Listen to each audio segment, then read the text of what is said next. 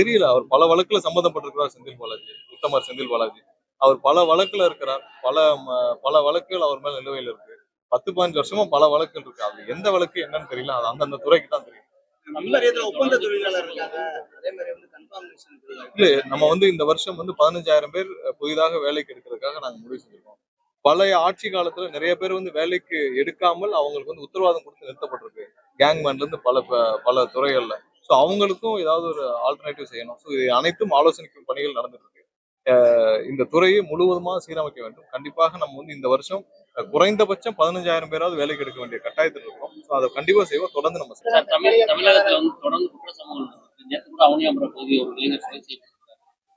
இல்ல, எந்த இடத்துல என்ன சம்பந்தம் எங்கெங்கெல்லாம் குற்ற சம்பவம் நடக்குதோ உடனடியாக கடுமையான நடவடிக்கை காவல்துறை நடவடிக்கை எடுத்திருக்காங்க.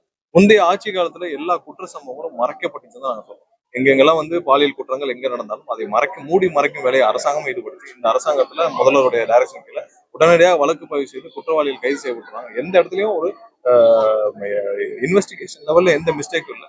கண்டிப்பா இந்த குற்றங்களை குறைக்கும் வழியாக போதை மருந்து கட்டுப்படுத்துறது எல்லா வேலையிலும் போயிட்டு இருக்கு. கண்டிப்பா இதுக்கான ரிசல்ட் வருகிறது.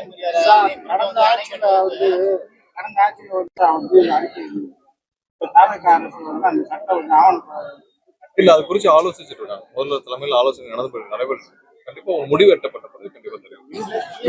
மின்தடை எல்லா பகுதியிலும் இருக்கின்ற மாதிரி இல்ல, மின்தடை எதனால் தடைப்படுதுன்னு ஒவ்வொரு நாளும் நம்ம அதுக்கான ஒரு ரிப்போர்ட் மின்சார வாரியம் சார்பாக வெளியிடப்படுது. ஒவ்வொரு நாளும் முந்தைய நாள்ல எங்கெங்க மின்தடை ஏற்படுதுன்னு குறைந்தபட்சம், அதாவது 55 இடங்களுக்கு கீழே தமிழகம் முழுவதும் மின்சாரம் தடைப்படுது. எதனால தடைப்படுது, எவ்வளவு நேரம் தடைப்படுதுன்ற வரைக்கும் நம்ம ரிப்போர்ட் ரெடி பண்றோம். தயவு செஞ்சு பத்திரிகையாளர் அனைவரும் அதை பார்க்க வேண்டும். ஏன்னா இப்ப நேத்து ஒரு 55 இடத்துல முன்னாடி ரிப்போர்ட்ல 52 இடத்துல தடைப்பட்டுச்சு. அதுல 35க்கு மேல 1 மணி நேரத்துக்குள்ள சரி செய்யப்பட்டிருக்கு. மீதி எல்லாம் 4 இருந்து 2 மணி நேரத்துக்குள்ளதான் சரி செய்யப்பட்டது. பெரிய லெவல்ல ஏன் மரங்கள், அதாவது போஸ்ட் கம்பங்கள் சாய்ந்து 3-4 போஸ்ட் கம்பங்கள் சாய்ந்து காற்றுனால அதனால தடைப்பட்டுச்சு. அதை எவ்வளவு விரைவாக சீரமைச்சாங்கன்னு பார்த்திருக்கோம். மின்சாரம் எதனால் தட்டுப்படுது, எதனால அந்த இடத்துல தடைப்படுது, எதனால அந்த இடத்துல பிரச்சனை வருது, எவ்வளவு சீக்கிரம் சரி பண்றாங்கன்றதை நம்ம உடனே பண்ணி தரோம். முன்னாடியோட மின்னகம் மின்னகத்தோட ரெஸ்பான்ஸ் சரியா இல்லைன்னு சொல்லியிருந்தாங்க. இப்ப நீங்க இந்த 3 வாரத்துல பாருங்க, மின்னகம், சோசியல் மீடியா எல்லாத்துல வர்ற இது ரெக்வஸ்ட் உடனடியாக எல்லாரும் சரி பண்ணிட்டே வராங்க. கண்டிப்பா இதை சீரமைக்கிற வேலை தான் பண்ணிட்டு இருக்கோம். கண்டிப்பா அனைத்தும்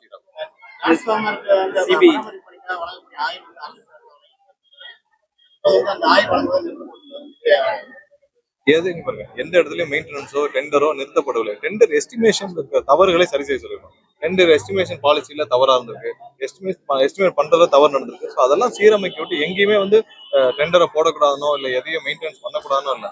அதை ஏற்கனவே பண்ண எஸ்டிமேஷனை நிறுத்துங்க. அது சீரமைச்சுட்டு எஸ்டிமேட் பண்ணி புது டெண்டர் விடுங்கன்னு சொல்லிருக்கோம். ஏன்னா அரசுக்கு நஷ்டம் ஏற்படுத்தும் விதமாக எந்த டெண்டரையும் கால்குலேட் பண்ணக்கூடாது. எஸ்டிமேஷன் பாலிசி, அதான் டிரான்ஸ்ஃபார்மர்ல 8 லட்ச ரூபாய் ஒருத்தர் டிரான்ஸ்ஃபார்மர் 13 லட்ச ரூபாய்க்கு வித்தாங்கன்னு சொன்னாங்கன்னா அது எஸ்டிமேஷன்ல ப்ராப்ளம். ஸோ அந்த எஸ்டிமேஷன்ல சீரமைச்சு விட்டு எங்கேயும் இந்த அரசாங்கத்திற்கு எந்த பர்சன்டேஜ் வேணாம், எந்த கமிஷனும் வேண்டாம். அதனால சீராக மக்களுக்கு போக வேண்டிய பணம் மக்களுக்கு இருக்கணும், நிறுவனத்துக்கு இருக்க வேண்டிய பணம் நிறுவனத்துக்கு இருக்கணும். நிறுவனத்தில் இல்லாமல் எந்த நடுவில் எந்த நபருக்கும் போகக்கூடாது. அதை சீரமைக்கிற வேலை தான். அதனால எந்த டெண்டரும் நிறுத்தப்படவில்லை. அதை சீராக முறையாக அரசுக்கு நஷ்டம் இல்லாத வகையில் எஸ்டிமேஷன் பண்ணி டெண்டர் விட சொல்லியிருக்கு. இல்ல அந்த மாதிரி டெண்டர் விட்டுட்டு இருக்காங்க. அவங்க சிபிஐ விசாரிச்சு விரைவா முடிக்கணும்.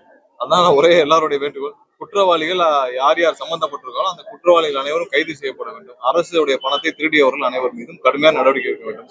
இப்ப இருக்கிற ஒன்றிய அரசு திமுகவோடு இணக்கமாக இருக்கும் காரணத்தினால் இதுவரை கவர்னருக்கு அனுப்பிச்ச எந்த விஷயத்தை, அதாவது இதுவரை செந்தில் பாலாஜி மீதும் அனிதா ராதாகிருஷ்ணன் மீதும் நடவடிக்கை எடுக்க வேண்டும் என்று இடி கேட்டுக்கொண்டதுக்கு நம்ம அந்த இதை அப்ரூவலை கொடுத்து 2 வாரம் ஆச்சு.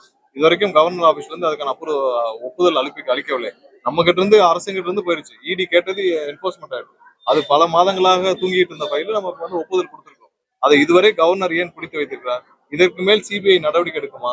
இல்ல சிபிஐ மறைமுகமா சிபிஐயும் திமுகவும் இணைந்து செயல்படுகிறார்களா? பார்க்க போனால் 2 பேரும் மறைமுகமாக ஒன்றாக இணைந்து செயல்படுகிறார்கள். அதனால்தான் கவர்னர் இதுவரை செந்தில் பாலாஜி மீதும் அனிதா ராதாகிருஷ்ணன் மீதும் நாங்கள் அனுப்பிச்ச ஃபைலுக்கு இதுவரைக்கும் எந்த ஒப்புதலையும் கொடுக்கவில்லை.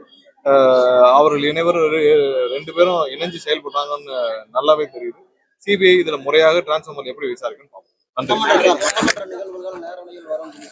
மற்றும் ஆப் ஸ்டோரில் இருந்து பாலிமர் செயலியை QR கோடு மூலம் பதிவிறக்கம் செய்யுங்கள். செய்திகளை உடனுக்குடன் பெறுங்கள்.